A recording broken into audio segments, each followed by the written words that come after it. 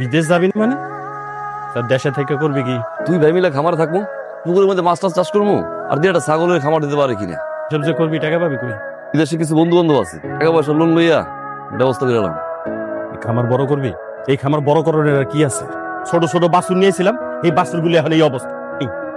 তুই কবি যে তুই টাকা পাঠাইছো, তুই টাকা পাঠানো কি সব রে? গরুগুলারে দেখাশোনা করে, এগুলার খাওয়ান দাওয়ান, এগুলার গোবর সাফ করন, এগুলা কে করে? গ্রামের মধ্যে এখন মানুষ পৌঁছায়? নিজের হাতে সব করি, নিজের হাতে করে আজকে খামারটারে এত বড় বানাইছি। ভাইয়া আমি জানি তুমি অনেক কষ্ট করছো, টাকা পয়সা তো আমি পাঠাইছি না। টাকার গরম দেয় এটা সুস্থ আমার লগে? হ্যাঁ, টাকা দিয়া কি খালি খামার হয়?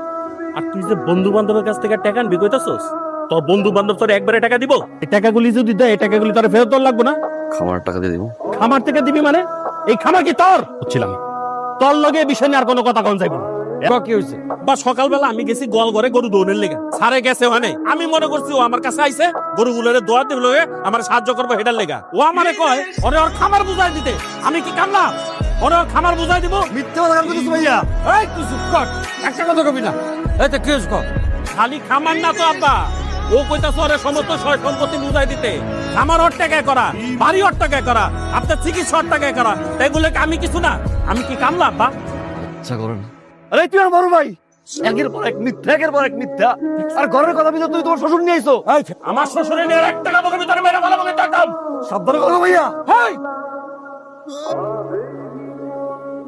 তা বাবা তুমি কি বলতে আসছো আমাদের বলো তো? মনির সাথে দেখা করতে চাচ্ছিলাম। তার ভাই ভাবি বাপ সবাই আমাদের কাছে পুরোটা লুকাইছে, বিদেশে বসে ভুট্টা বেচে। এটা কোনো ব্যবসা হইলো? এই এই ছেলে, এই আমাদের মনি তোমার সাথে দেখা করবে না। আব্বা কি চাস? এই কি চাস তুই? ঘরটা অশান্তিতে ভরে দিয়ে তোর শান্তি হয় নাই? হ্যাঁ, তোর শ্বশুর এই বাড়ির উপরে এসে আমার অপমান অপদস্থ করে গ্রামের মধ্যে আমার মান সম্মান ডুবাই দিয়ে গেছে, তাতে তোর শান্তি হয় নাই? তোর আপন ভাই তার বউ নিয়ে শ্বশুর বাড়ি চলে গেছে, তাতে তোর শান্তি হয় নাই? হ্যাঁ, কি চাস? আর কি চাস? দেশে থাকবো, দেশে থাকবো, কি করবি দেশে থেকে? কি যোগ্যতা আছে তোর? হ্যাঁ, যা, তুই থাকলে আমার কোনো শান্তি নাই।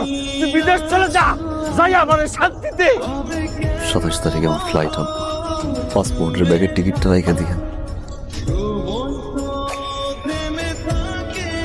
সব পাড়াই দিব, যা লাগে আমার এখানে জানাবেন আব্বা, সব পাড়াই দিব। খাবার বড় করার টাকা লাগবে না, মাছের গেট কার্ড যা দেবেন আব্বা আমার জানাই, সব পাড়াই দেবেন আব্বা, চিন্তা করেন না।